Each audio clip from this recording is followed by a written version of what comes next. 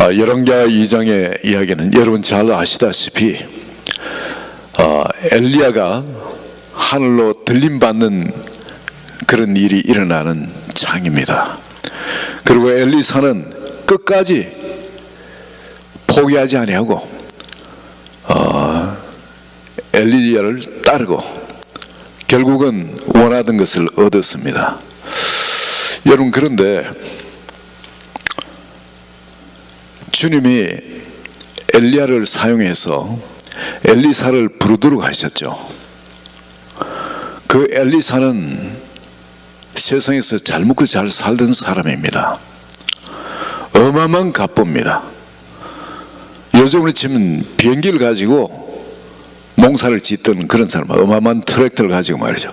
요즘도 미국 보면 트랙터가 나오는데 이거 경운기 하나가 이래 뒤에 파고 갈고 그런 것이 아니라 큰 그 트랙터가 있으면 이 땅을 가는 이것이 수십 개가 달려가 있어요. 그래서 이 트랙터가 어마어마한 파워로 그냥 쭉 지나가면 그 뒤로 이게 땅이 갈아지는, 골이 갈아지는 게 수십 개의 골이 한꺼번에 이렇게 갈아지는 겁니다. 땅이 이제 동시에 뒤엎어지는 겁니다. 지금 엘리사가 그렇게 농사를 짓던 사람입니다.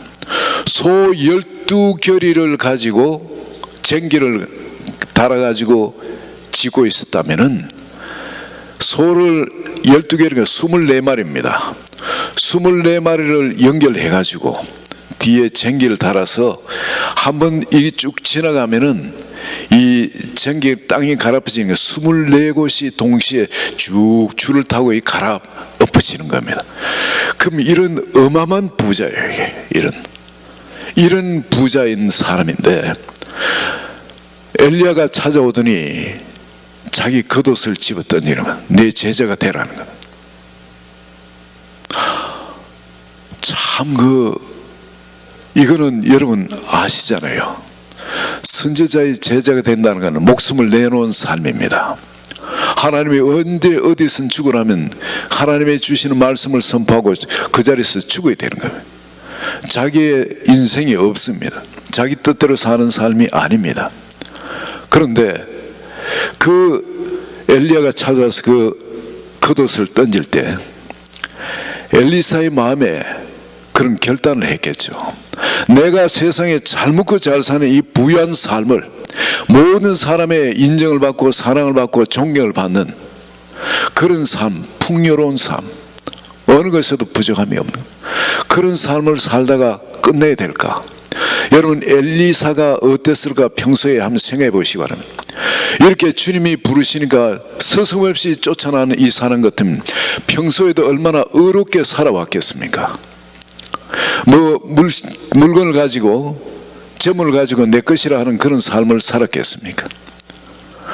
항상 하나님의 부르심, 더 나은 어떤 부르심에 대한 갈망을 가지고 살던 사람입니다.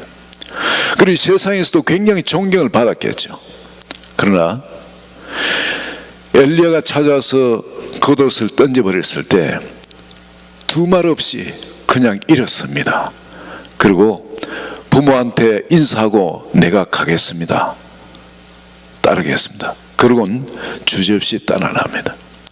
그런 엘리사를 놓고 엘리야가 자기를 이제 하나님께서 취해 올리시겠다 하는데 너 여기 머물라 그럽니다. 길갈 여기 너 머물어. 나는 가야 될 때가 있다. 너는 여기 머물러라. 근데 엘리사를 하늘로 취해 올린다는 걸, 엘리야를 그렇게 취해 올린다는 걸 엘리사는 알고 있습니다. 다른 제자들도 다 알고 있습니다. 그런데 너 여기 머물라, 이럴 수 없잖아요. 자기가 어떻게 엘리사를 불렀는지, 그 엘리사가 어떻게 자기를 따랐는지 아는 분인 것 같으면은 자기가 가진 것을 남김없이 물려주고 또 그런 대가를 지불하고 주님을 따르는 엘리사한테는 적어도 정말 자기의 모든 걸 좀 주고 그러고 떠나야 될 거 아니겠어요? 훈련시켜놓고 떠나야 될 건데 그냥 너는 여기 머물러, 그리고 나는 간다, 갈 곳이 있다. 그럼 그걸로 끝인 겁니다. 지금 엘리사가 가지고 있는 영감, 엘리사가 배운 그걸로 끝인 거예요. 어떻게 엘리야가 그런 이야기를 할 수 있을까? 저는 이게 두 가지가 이유가 있다고 봅니다. 엘리사는 약간 반어적인 용법을 사용하는 사람이에요. 엘리사를 부를 때도 보면 내가 무슨 말을 했냐? 넌 돌아가라. 그렇게 엘리사가 난 부모한테 인사하게 해줬소서. 내가 너한테 어떻게 했냐? 너 돌아가. 그러면서 어떻게 보면 차버리는 어떤 그런 말을 구사하는 사람입니다. 엘리사한테도 끊임없이 엘리야는 어디에 따라 나서면 너 여기 머물러. 마음은 엘리야가 거기 머물길 바라겠습니까? 아니요, 따라오길 바라죠.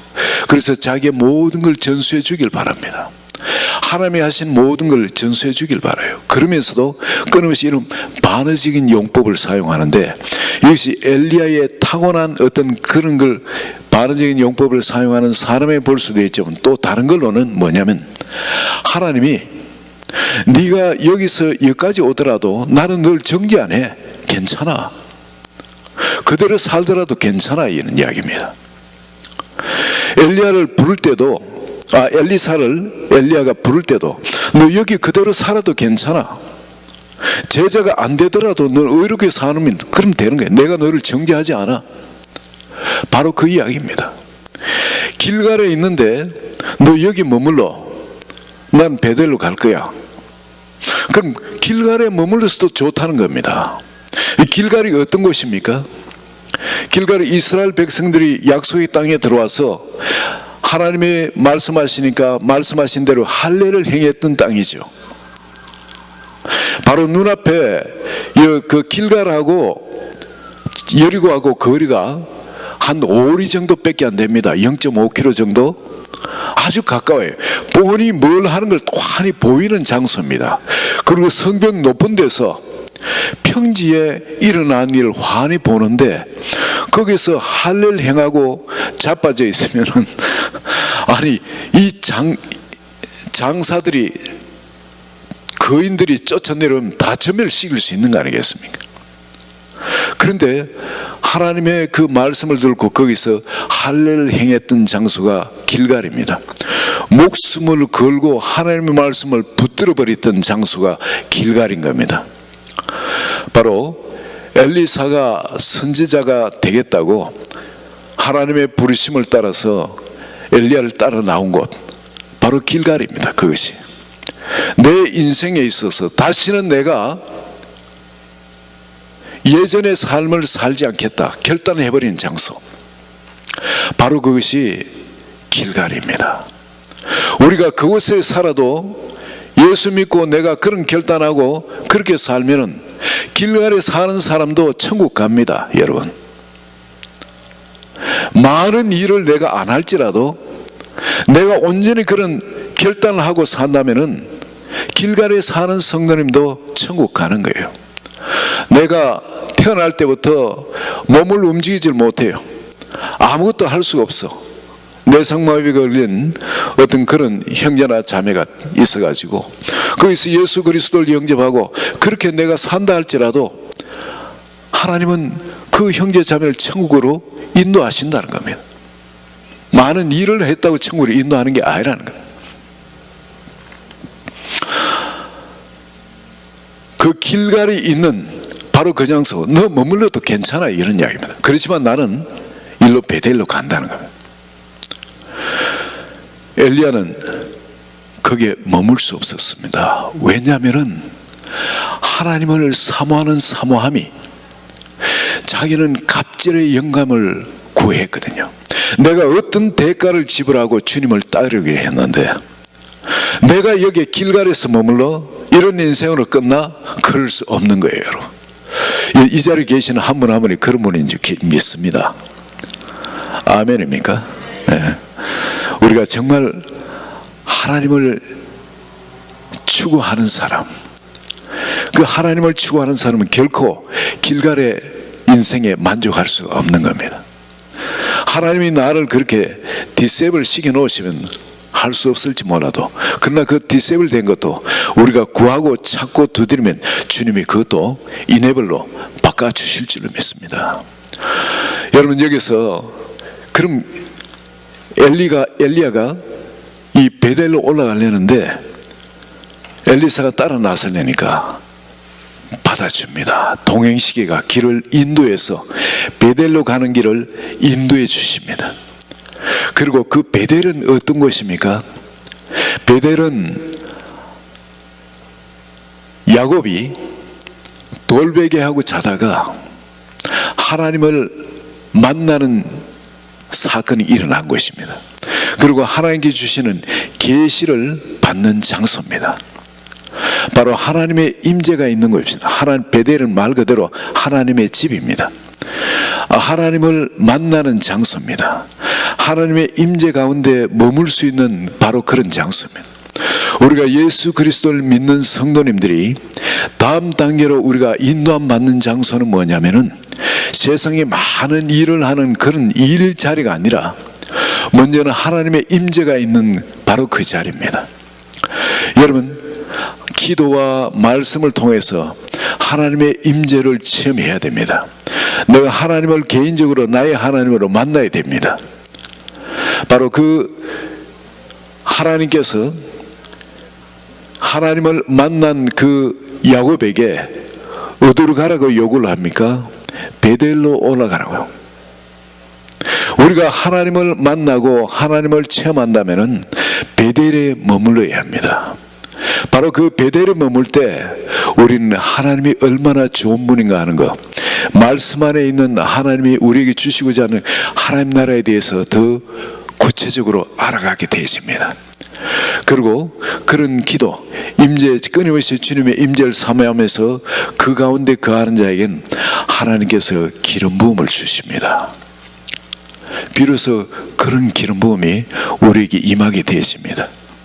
이거는 추상적인 개념의 세계가 아니라 실질적으로 우리에게 그 기름 부음은 임하게 됩니다. 하나님의 능력이 우리에게 임하게 되십니다. 그리고 심지어 그 기름 부음은 여러분 기도하다가 모든 사람이 이렇다는 이야기는 안 드립니다만은 기도할 때마다 금방 그렇다고 이 말씀은 못 드리지만은 심지어 그 기름 부음이 아론의 머리에 부어진 그 기름이 수염을 타고 옷깃에 흘러내린 것 같다 그러잖아요. 실제 이 기름이 뭔가 아주 스틱한 것이, 짙은 것이 흘러내리는 느낌, 그런 느낌을 받을 수도 있습니다. 그리고 그거를 여러분 손으로 이렇게 거두면은 이게 그다지는 느낌, 그런 느낌도 받을 수 있을 겁니다. 남한테 뿌리면은 역사가 일어나요. 그런 어떤 기름 부음, 이런 것이 있는 사람도 있어요. 모든 사람이 다 그런 체험 가운데 들어간다고 말씀드리지는 않습니다. 그러나 사모하는 사람, 결코 나는 이 길갈에 머물 수 없다, 이 신앙, 나의 신앙을 거기에 머물 수 없다고 하나님을 사모하고 주님을 찾으면 주님을 찾는 대가로 하나님께서 기름 부어 주신다는 거예요. 제사장들한테 하나님이 어떻게 하십니까? 기름 부어서 세상과 구별된 사람으로 제사장인 기름 부어가 제사장을 삼지 않습니까? 우리 한 사람 한 사람은 왕 같은 제사장입니다. 우린 다 그런 기름 부음 자리, 하나님의 임재가 있는 자리로 우리는 부르심을 받습니다. 그리고 그 자리가 얼마나 갈지 모릅니다. 여러분, 금방 그런 기름 부음이 임한다고 여러분 약속드리지는 않습니다. 그러나 성경에는 이 다음 단계, 내가 회개하고 주님을 정말 말씀을 따라 살겠다고 결단하고 예수님을 나의 주인으로 모셨다면은 그 다음에 하나님이 인도하시는 자리, 문을 여시는 곳이 어느 곳이냐면은 바로 이 베델의 자리입니다. 여러분, 예수 그리스도 영접하고 이것저것 사모하고 추진하고 하는 것, 좋은 일, 선일을 하는 것도 참 좋습니다만은 이것이 없이는 다 헛것이 됩니다. 주님의 임재 가운데 머무는 이것이 너무나 중요합니다.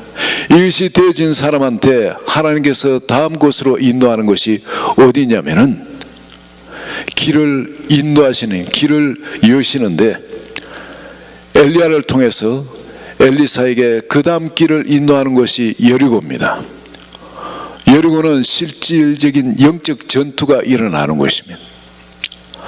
이곳에는 여러분 한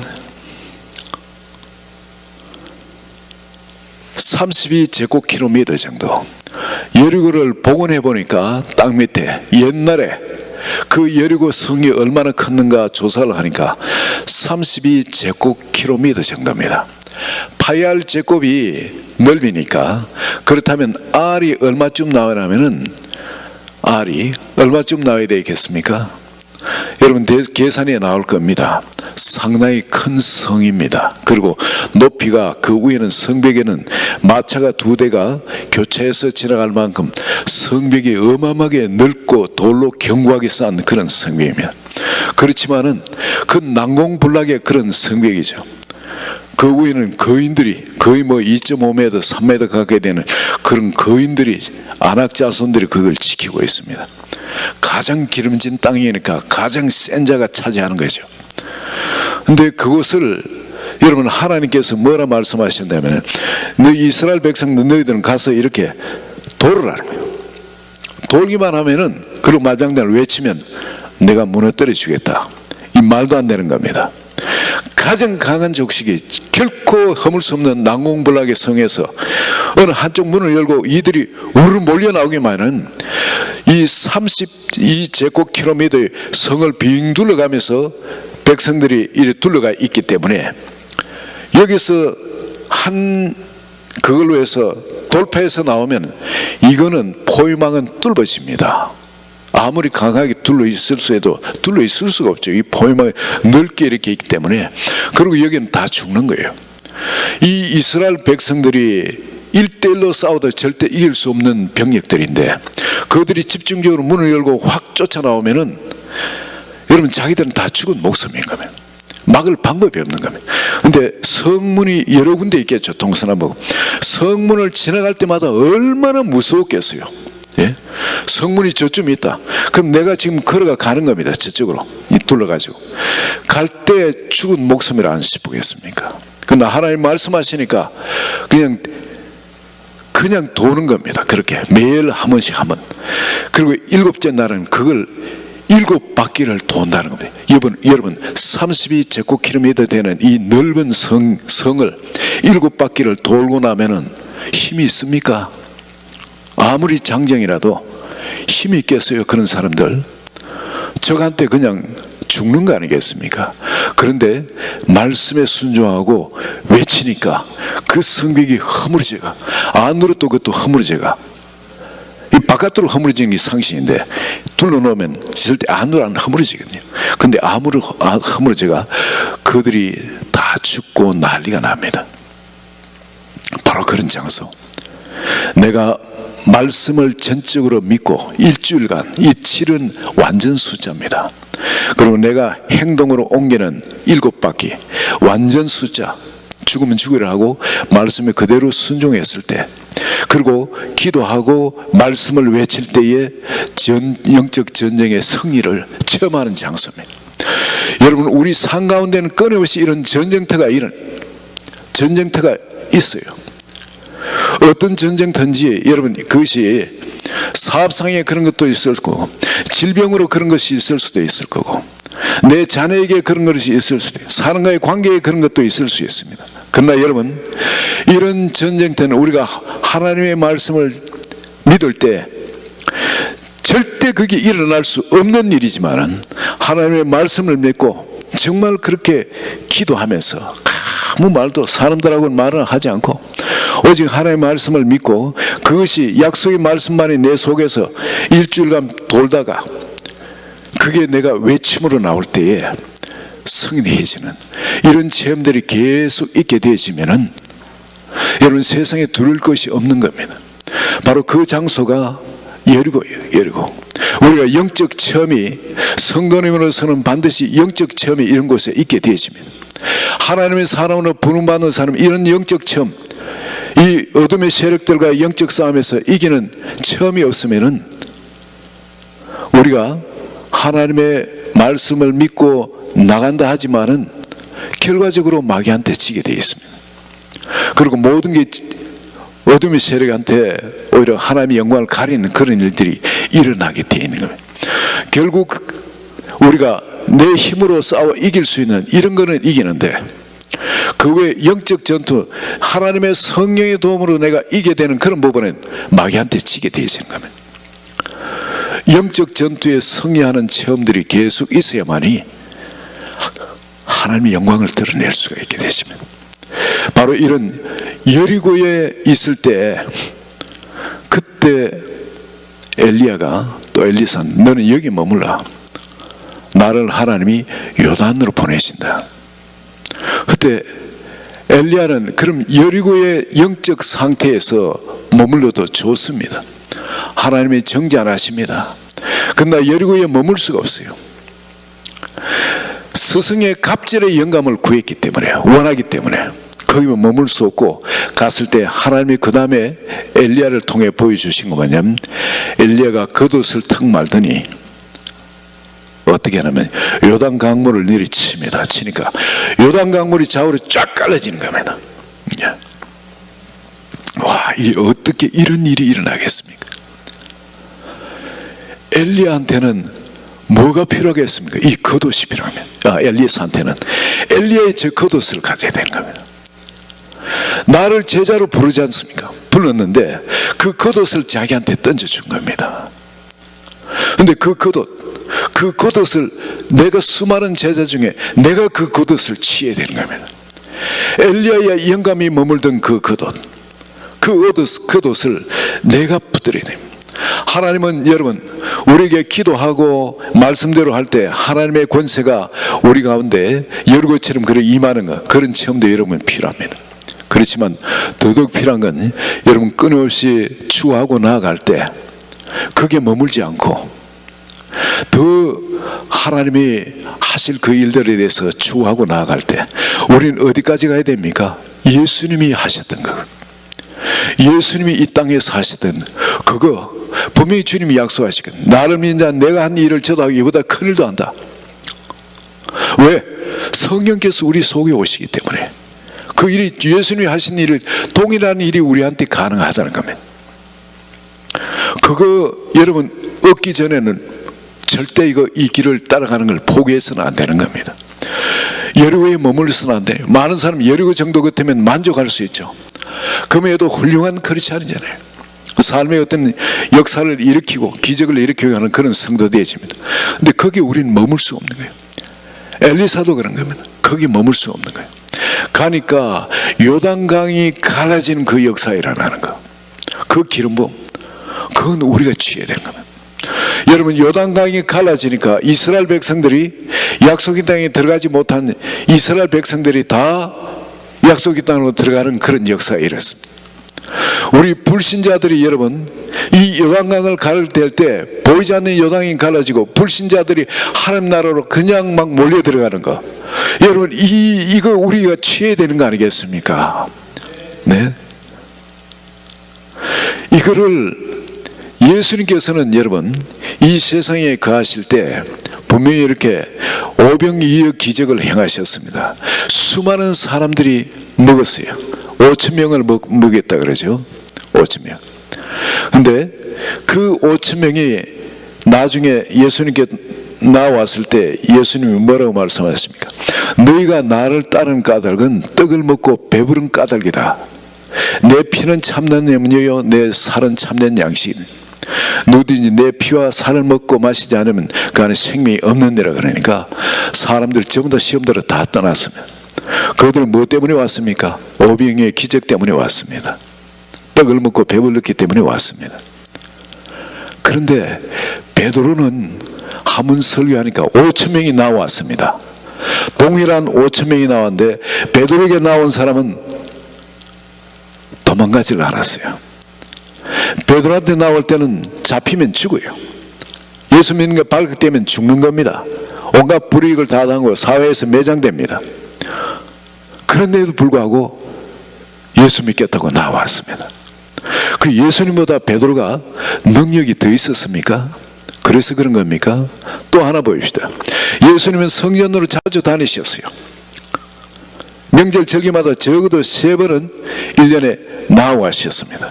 그전에 아예 예루살렘에서 계속 사역하셨고, 그런데 나면서부터 안전병이 낸 사람을 거기에 놔뒀지만 예수님이 치유 안 하셨습니다. 베드로는 보자마자 치유를 했습니다. 예수님의 능력이 더 없었습니까? 아니에요. 성령님이 오시고 난 다음에 하시는 일이 달라진 겁니다. 예수님 능력이 없어서가 아니라 제자들한테 그런 일을 하도록 남겨두신 거예요. 예수님 말씀은 진리인 겁니다. 나를 믿는 내가 한 일을 저도 하고 이보다 더 큰 일도 한다. 주님께서는 우리에게 그런 기름 부음을, 그 기름 부음의 그 문을 열어놓으시고 그 길로 우리를 인도하시는 겁니다. 그 요단강을 건널 때 엘리야는 그랬을 겁니다. 이스라엘에게 주신 이 축복, 하나님이 우리에게 주신 이 축복들, 분명히 이 복에 근원되는 것이 아브라함에게 있었는데 우리 민족에게 있는데, 이 민족은 온 세상에 복을 주시기 위해서 제사장 나라로 우리 민족을 선택을 했는데, 우리를 통해서 이제는 이 축복이 요단강을 가르고 사방으로 흘러가야 되지 않겠습니까? 이 축복의 권능을 우리가 받아야 되는 겁니다. 엘리사는 거기서 더더욱이 이제 이 갑절의 영감이 임할 때까지 포기할 수가 없는 거예요. 엘리야가 나중에 넌 내게서 뭘 해주길 원해? 그랬을 때 스승의 그 갑절의 영감이 내게 있기를 원하나이다. 그랬을 때 대답을 하는 게 뭐냐면, 하나님이 나를 너에게서 취해가는 것을 네가 볼 것 같으면 그 일이 너한테 일어난다. 그렇지 않으면 너한테 일어나지 않을 거다. 묘한 말씀을 해주십니다. 묘한 약속. 여러분, 이게 무슨 약속이겠습니까? 왜 그런 말씀을 하셨을까요? 그때부터 여러분, 엘리사는 어떻게 했습니까? 지금까지 따라온 것이 스승이 겉옷을 입고 하늘 올라가시면 끝이에요. 그렇지 않습니까? 지금부터, 그때부터 엘리야가 성천에 올라가진 것을 자기가 못 보는 일이 없도록 눈을 그냥 부릅뜨고 밤에도 잠을 안 자려고 노력했을 겁니다. 자더라도 엘리의 겉옷을 붙들고, 한쪽을 붙들고 그냥 잤을 겁니다. 아니, 어떤 대가를 치르고 스승을 따라 나왔는데 어떻게 이걸 포기할 수 있어요? 여러분, 그냥 화장실 가도 옷 하나 밖에 내주세요. 그리고 옷자락 붙들고 아마 그랬을 것 같아요. 여러분 같으면 안 그러겠습니까? 어떻게 화장실에서 그냥 하늘 올라가시면 어떻게 하겠어요? 옷자락을 붙들고 그냥 조금이라도 얼굴에다 앉아 계시면은 얼굴에도 머리라도 좀 보이도록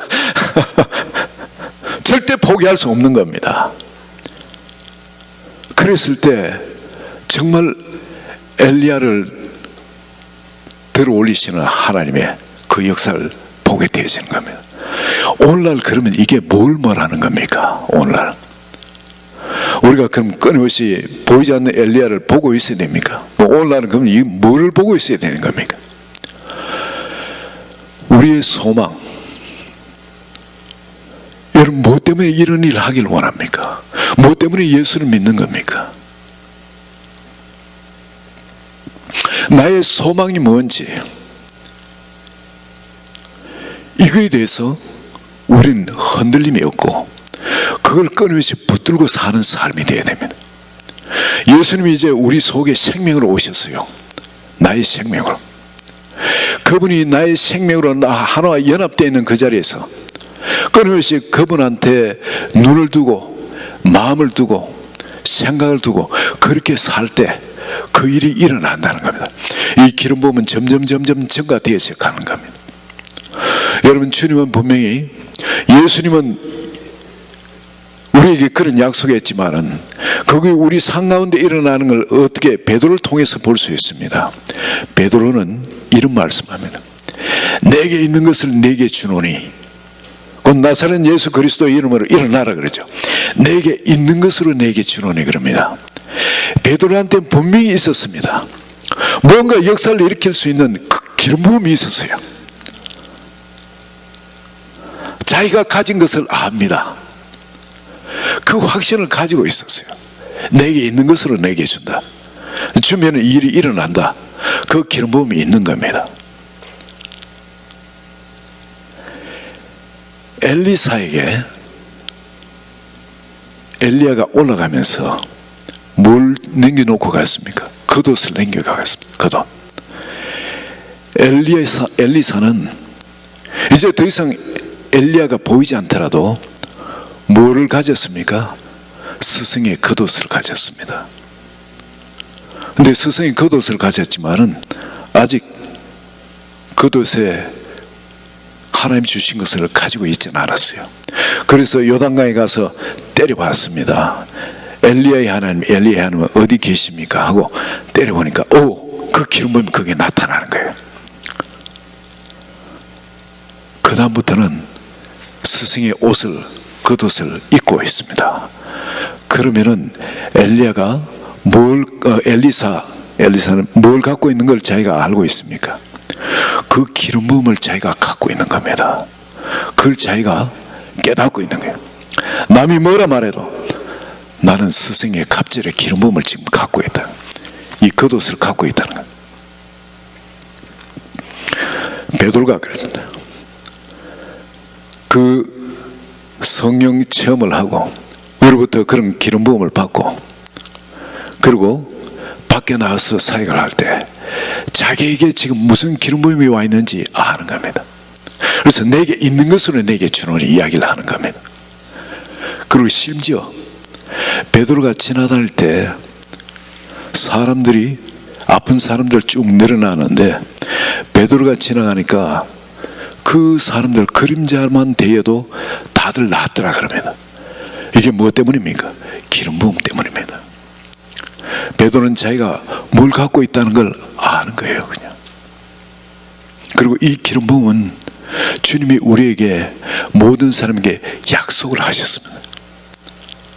근데 베드로는 그런데 왜 다른 사도에는 좀 덜한 것 같은데 그런 이야기 하실 분이 있습니다. 베드로는 주님이 가는 길이면은 주님이 인도하는 길이면 어디든지 가던 사람입니다. 남들은 주저에서 뱃속에 앉아있는데 풍랑이 있는 뱃속에서도 그 주님이 저기 간다 싶으면 주님 주시기는 날 오라소서. 그리고 물로도 걷던 사람입니다. 하나님이 우리에게 열어놓으신 이 은혜의 세계, 이 기름 부음의 세계, 이 세계에 대해서 베드로는 주저함이 없었습니다. 대가를 필요하다면 지불할 그 각오가 되어 있었습니다. 세상의 사람들한테는 요거도 먹고 저렴는 좀 광신자니 뭐니 그 요거도 먹고 왕따를 당할 그럴지라도 스승한테 그냥 한마디 잘못했다가 사탄아 물러가라 욕도 얻어먹고, 다른 제자는 그런 욕 안 얻어먹는데 이 베드로는 그런 욕도 얻어먹고 그러지 않습니까? 그렇지만은 베드로는 자기 마음의 생각, 이거 주님이 이래야 된다는 생각하는 그런 부분을 숨기지 않고 그걸 그대로 상 가운데 마음 속에 있는 것, 겉과 속이 같게끔 그렇게 살았던 겁니다. 우린 어마어마한 이 복음의 영광을 우린 받아버린 사람입니다. 이 복음의 축복을 우린 받은 사람입니다. 이 복음의 권능을 이미 우린 받아버린 사람입니다. 이것이 여러분 포기하기에는 너무너무 엄청나요. 이게 이 주님이 우리에게 갖고 오신 이 세계, 이 은혜의 세계는, 이 권능의 세계는 너무너무 엄청난 겁니다. 이걸 어떻게 우리가 포기할 수 있습니까? 작은 것일지라도 여러분 우리 주신 거 그냥 끊임없이 나누시면서 주님이 우리에게 거하기 원한 장소 있잖아요. 길갈, 베델, 여리고, 요단, 이런 장소가 여러분 하나하나 지나고 끝나는 장소가 아니라 이 장소는 우리 하나로 연합되어 있는 장소입니다. 길갈의 거룩이 우리에게는 항상 있어야 됩니다. 베델의 하나님 임재는 우리가 끊임없이 추구해야 되고 그 속에 살아야 됩니다. 삶 가운데 성령의 권능이 영적 전투에 승리하는, 오직 말씀을 믿고 기도로서 승리하는 그 삶은 끊임없이 우리에게 일어나야 되는 것입니다. 그러면서도 요단에 그 기름 부음으로 불신자들이 축복 가운데로 들어오는, 갈라지는, 약속의 땅에 들어오는 그 엄청난 그 권능, 그 권세를 끊임없이 사모하면서 그걸 또 누리고 있어야 됩니다.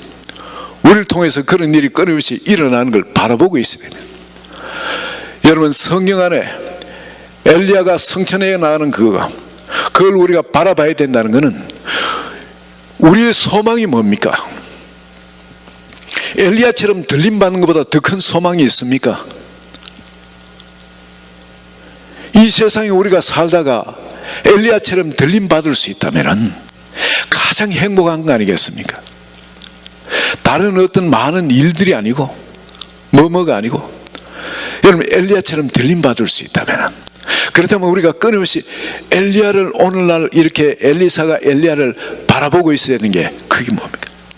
주님이 우리에게 주신 비전, 내가 너와 이런 일을 하길 원한다. 그리고 그 일 가운데 걸어가시고 행하시는 주님을 바라보는 겁니다. 주님의 임재를 놓치지 않고 그 가운데 거하면서 같이 동행하는 겁니다. 그 엘리야를 놓치지 않고 바라본 엘리사처럼 우리와 함께 동행하면서 걸어가시는, 행하시는 주님을 바라보고 그걸 놓치지 않을 때, 여러분, 이 기름 부음은 끊임없이 우리에게서 증가되어 갈 겁니다. 그건 누가 하는 거냐면 주님이 우리를 통해서 세상에 하길 원하시는 거기 때문에 자연적으로 그것이 우리에게 일어날 줄 믿습니다. 여러분, 지금 있는 자리가 어디입니까? 길갈입니까? 베델입니까? 아니면 예루가로 가고 계십니까? 아니면 또 요단으로 가고 계십니까? 어느 자리든 간에 여러분, 주님께서 이를 인도하시는 영적인 그 길, 이 길 가운데서 벗어나 있다면 오늘 내가 걷는 길의 궤도를 수정하셔서 주님이 거하게 하시는 이 한 자리 한 자리 한 자리가 구분되어 있는 자리가 아니라 하나인 자리입니다. 주님이 나의 생명 그 자체가 되셔서 우리가 끊임없이 주님을 바라보는 자리, 바로 그것은 거룩이 있고 하나님의 임재가 있고 성령의 역사하심, 마귀의 권세를 깨뜨리는 역사하심이 있고 또 불신자들을 주님께로 이끄는 바로 그 문이 활짝 열려지는, 그 길이 활짝 열려진 바로 그런 자리인 겁니다. 오늘 이 자리를 우리 마음속으로 한번 끊임없이 사모하시고 바라보시고 또 앞서신 주님의 인도하심을 따라서 우리 한 분 한 분의 삶을 통해서 하나님의 영광이 마음껏 나타나고 그 기름 부음이 권능 가운데 마음껏 나타나는 복된 삶이 되시기를 예수 그리스도 이름으로 축원드립니다.